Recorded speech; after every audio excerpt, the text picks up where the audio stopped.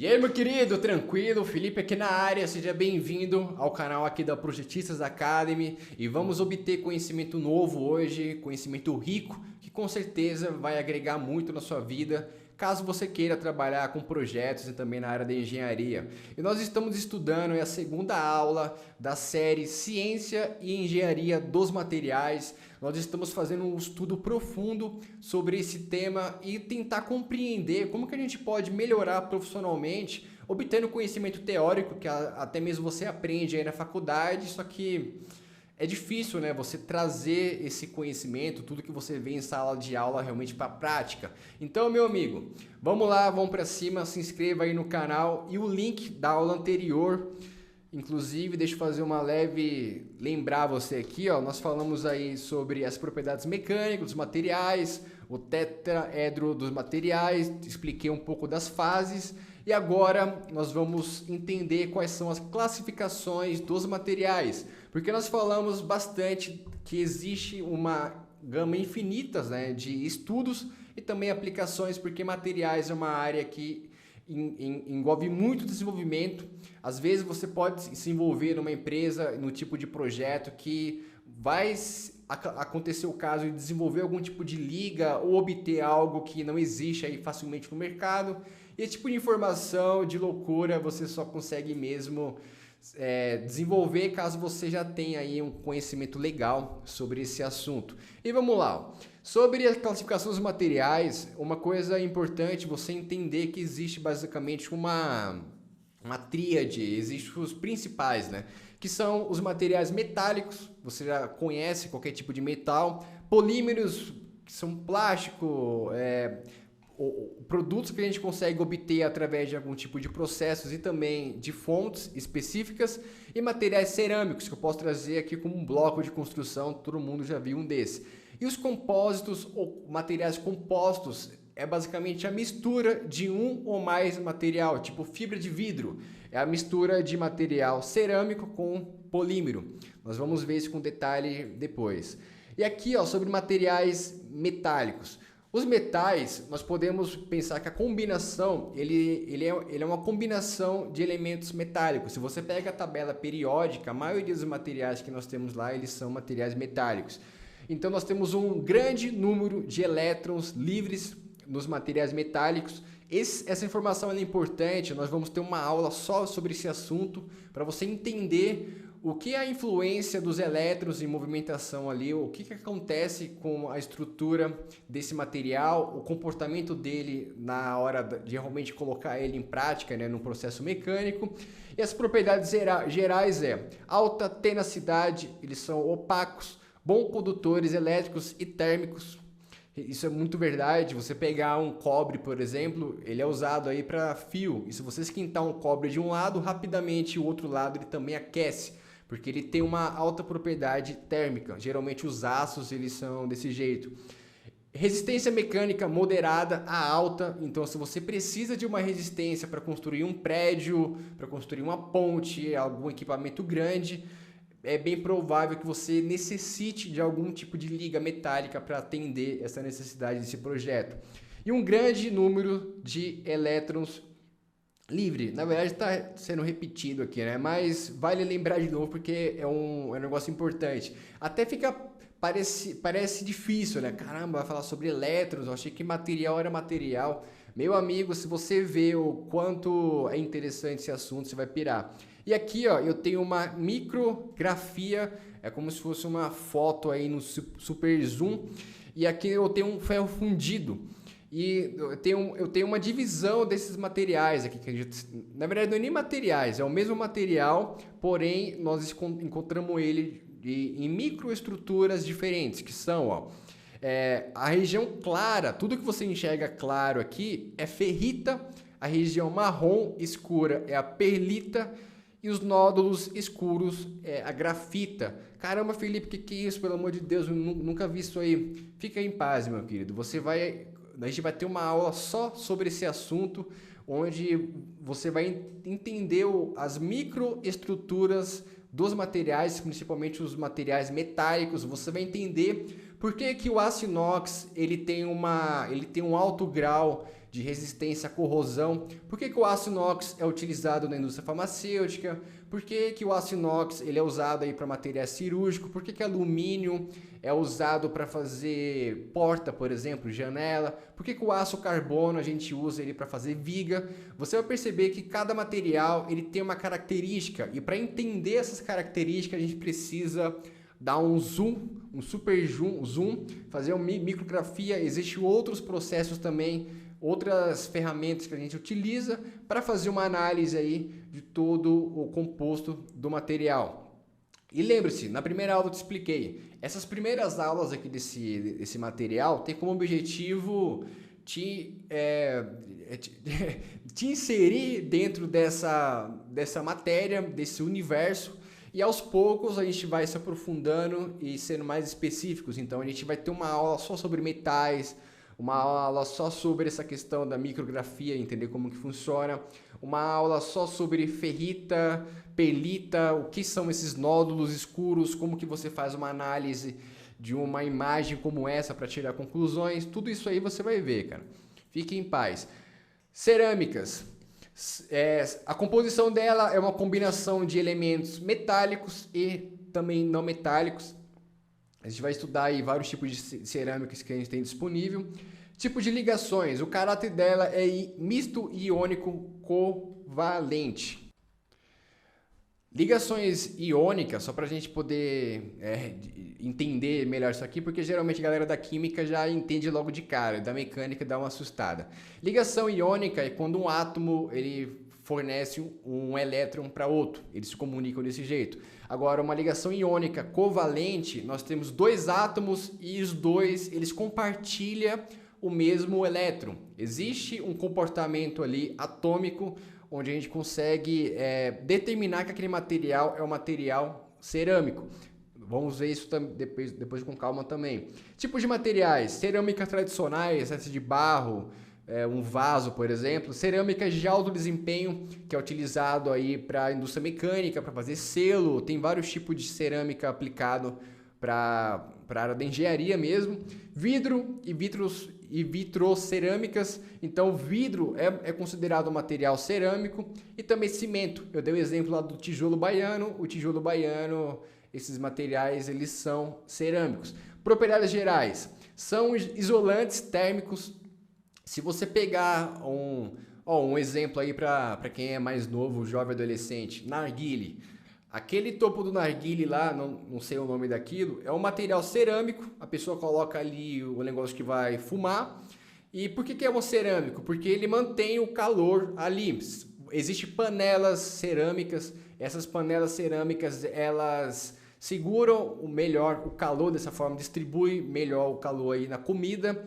Se você não sabia, explica para sua mãe aí, para ver que você é um cara inteligente. Fala: mãe, sabe por que essa panela sua é boa? Refratários, inércia, propriedades, né? Inércia química e corpos duros e frágeis. Todo material cerâmico ele é um material duro, porém ele é frágil. Como que o material ele é duro ao mesmo tempo e ele é frágil? O material duro ele não se deforma, ele fica ali. Imagina que eu estou recebendo uma força, eu sou um material cerâmico. Eu fico segurando, e quando eu não aguentar mais, eu não vou dobrar, eu vou quebrar, igual um vidro, igual um vaso. É a mesma ideia. E nós temos os polímeros. Os polímeros são plástico para você poder dar uma assimilada. A composição dele é carbono, hidrogênio, oxigênio e outros elementos tais como nitrogênio, enxofre, cloro. Ou seja, a composição de materiais polímeros geralmente você encontra aí na própria natureza. Compostos de massa moleculares grandes. Tem até uma micrografia aqui, você pode ver que a massa molecular de um polímero ela é grande, ela ocupa uma área maior. Quando a gente começar a estudar as estruturas cristalinas, você vai ver a diferença de um polímero para um aço, por exemplo. O aço ele é muito menor ali quando a gente fala a nível molecular. Então nós temos tipos de materiais: termoplásticos, termorrígidos e elastômeros. Termoplástico tem como objetivo de ser um plástico que geralmente é um plástico descartável, onde ele tem uma resistência menor, porém ele é um material de alto de uma autopadronização, de também fabricação e termorrígidos é um polímero um pouco mais rígido. A gente vai ver destrinchar esses materiais depois e ver na prática mesmo onde que se usa polímeros, onde que a gente aplica na mecânica. Você vê essa soma de polímero em todo lugar. Ó, pega um exemplo aí, certeza, com o seu computador mesmo. Um notebook, toda a estrutura dele é um polímero. Poucas coisas ali nós temos como aço. E hoje em dia as empresas elas buscam sempre substituir o máximo possível por algum tipo de polímero, algum plástico, porque vai ser menos custo, vai ser mais leve e dependendo da aplicação vai ser até mais resistente que o aço aí, dependendo do material.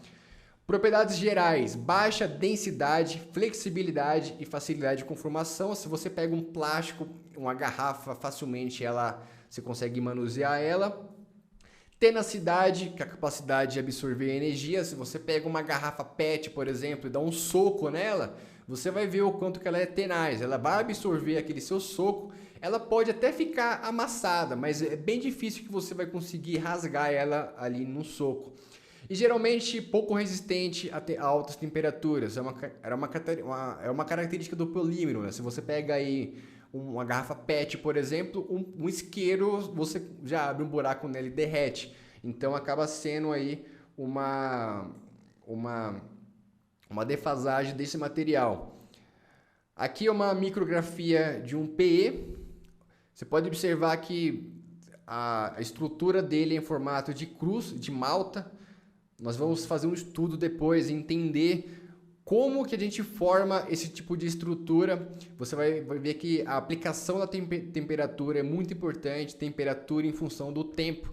Então, se você quer um material mais duro, você deixa ele no processo de cozimento por um tempo específico, ou você nem passa por certos processos que geralmente você passaria.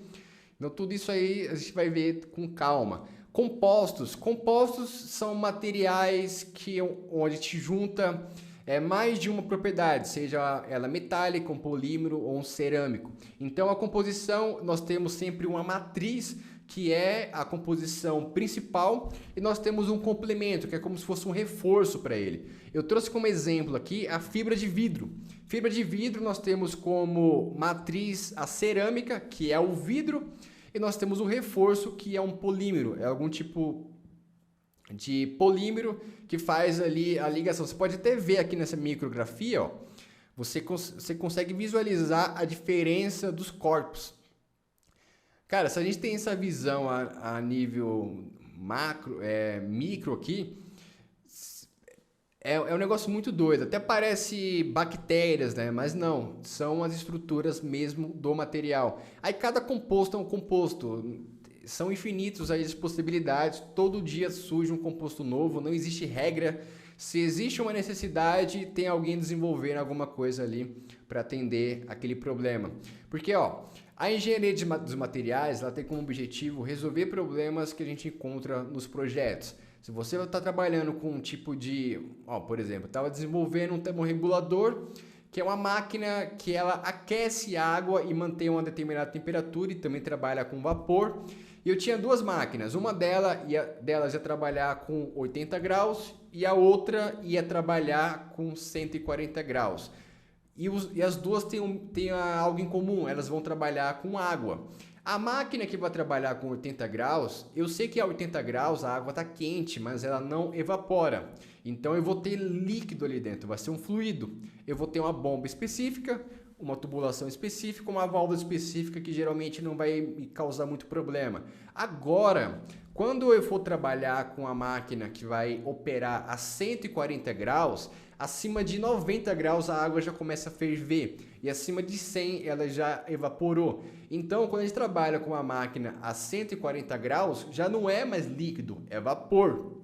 E por conta disso, a bomba é outra, ela tem um selo diferente, as válvulas que eu vou utilizar aí nessa hidráulica vai ser diferente, ou seja, por conta de uma condição, um parâmetro de funcionamento, eu tive que mudar todo o meu projeto por conta dos materiais. Tá vendo a importância? A partir do momento que você começa a assimilar essas informações e entender realmente os fundamentos, como que funciona, você tem mais poder de decisão nos projetos, tanto para melhorar alguma coisa que está acontecendo ou até mesmo para eliminar, porque você já vê que ali não vai funcionar da forma como está sendo feita.